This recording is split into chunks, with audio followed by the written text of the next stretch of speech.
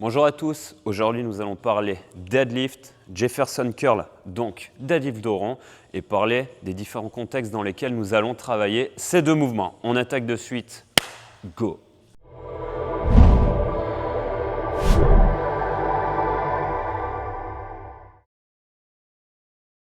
Donc, on va commencer par parler du Jefferson curl, qui est dit le deadlift avec le focus en arrondissant au maximum votre colonne.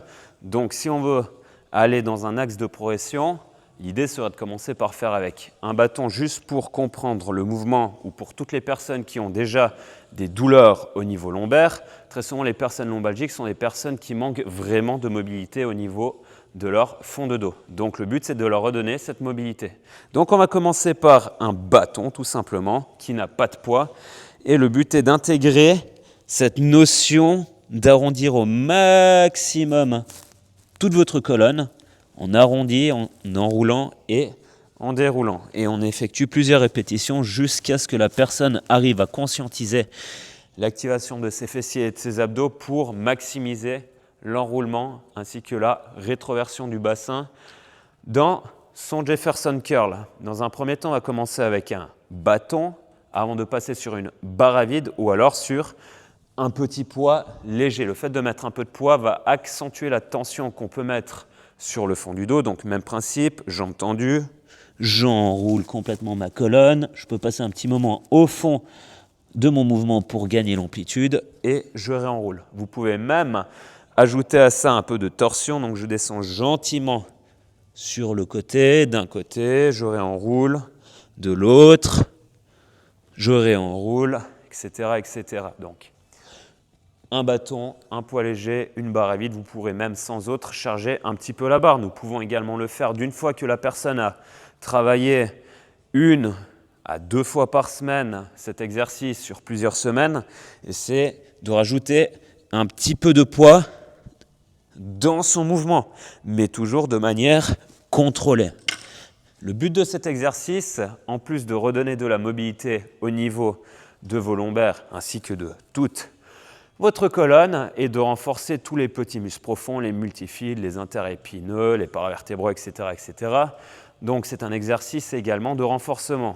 Par contre, vous devez faire vraiment attention à ne pas le confondre avec un exercice de force comme le deadlift. Si vous commencez à vous dire « j'arrive à le faire à 40, à 50, à 60 kg, je n'ai aucune douleur, tout se passe très bien, je vais commencer à y aller beaucoup plus lourd », vous allez quand même au bout d'un moment mettre d'énormes contraintes au niveau de vos disques et créer un niveau de compression qui risque de mener à des hernies discales. Donc pour éviter de le faire, on va garder en tête Jefferson curl, deadlift, dos rond dans un but de mobilité, de renforcement. Ne pas monter trop loin en charge. Donc ça, c'est un exercice vraiment très bon pour toutes les personnes déjà lombalgiques et même pour des personnes qui manquent de conscience au niveau de leurs abdominaux ou ne ressentent pas du tout les muscles lombaires. Autre point, le Jefferson curl, souvent on le retrouve chez les personnes qui s'entraînent à faire des cycles de force, de deadlift ou qui recherchent une charge maximale et vont se dire « j'ai vu des powerlifters le faire avec un dos arrondi et donc si eux ils le font, pourquoi pas moi ?» La seule différence, c'est que les powerlifters sont capables de garder leur colonne lombaire parfaitement gainée, d'arrondir le haut du dos pour réduire l'amplitude et donc le bras de levier pour développer un maximum de force. Nous, quand on le fait, on travaille dans notre sport le deadlift, en plus de vouloir gagner de la force pour pouvoir le retransférer notamment sur les mouvements de clean ou de snatch. Donc vouloir absolument charger une barre en relâchant le haut du dos, en étant content d'avoir chargé comme un bœuf sur toutes ces répétitions, en fait, vous n'allez jamais être capable de pouvoir retransférer ce mouvement sur des mouvements de clean ou de snatch où vous allez devoir chercher à amener une ouverture thoracique maximale, une rotation externe au niveau des épaules si vous passez votre temps à entraîner votre deadlift avec des épaules enroulées vers l'avant en rotation externe. Ce qui plus est, entraîne pour la plupart des crossfitters les tendinites Au niveau des épaules, si vous avez l'incapacité de venir amener de l'ouverture thoracique et de la rotation externe dans les épaules, à quel moment vous allez pouvoir le retransférer sur un mouvement de clean ou de snatch? Vous allez du coup répéter ce schéma moteur, épaules enroulées vers l'avant. Et d'un point de vue santé longévité pour vos épaules et votre dos, à mon sens, ce n'est pas la meilleure chose à faire.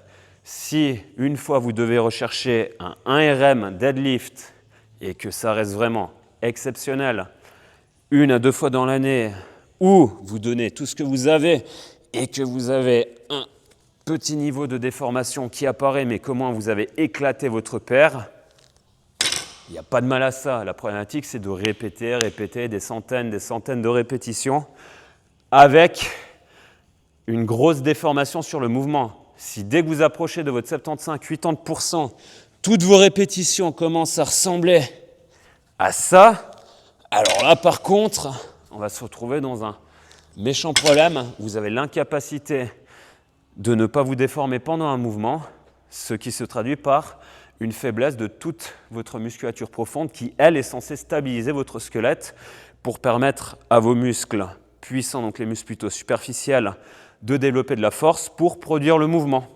Donc, pour éviter d'arriver dans un stade où vous faites toutes vos répétitions avec un gros niveau de compensation, essayez de travailler votre deadlift de la même manière que si vous voulez travailler votre clean ou votre snatch avec une ouverture thoracique maximale, un niveau de force des muscles interscapulaires indéformable, où on cherche à créer vraiment un niveau d'antidéformation proche du 100%. Évidemment, vous allez commencer à charger, la déformation va apparaître, mais le but, c'est d'essayer de retarder au maximum votre déformation sur les charges. Dès qu'on se rapproche des 95-100%, on se déforme légèrement. J'ai envie de vous dire, il n'y a aucun problème. Mais c'est comme pour de la gymnastique, si sur vos premières répétitions, vous compensez un manque de capacité à être en parfait keeping par je cherche de l'amplitude pour pouvoir vous catapulter sur vos premiers keeping pull-up, vous allez en fait, dès le départ, intégrer un mauvais schéma moteur. Et le souci qu'il y a avec votre corps, c'est qu'il est dirigé par votre cerveau. Toutes les reps que vous faites, votre cerveau l'enregistre. Vous répétez ça des centaines de fois, en plus de toutes les petites lésions structurelles que vous créez dans votre corps, en fait, votre cerveau va enregistrer que ce que vous faites, c'est la norme. C'est comme ça qu'il faut travailler. On essaye de travailler de manière automatique et efficiente. Et donc, vous allez, en fait, sans vous en rendre compte, répéter un mouvement parfaitement mal exécuté. Ce qui mène, du coup, malheureusement, à la blessure, à la stagnation et à la régression sur du long terme. Donc, Jefferson Curl, travail de mobilité, travail de renforcement de vos couches profondes, mais toujours avec des poids modérés. Deadlift, on le travaille dans un but de créer votre force motrice et votre force de position, autrement dit, votre capacité à ne pas vous déformer pendant le mouvement. J'espère avoir été clair. Si vous avez des questions, n'hésitez pas. À la prochaine. Bye bye.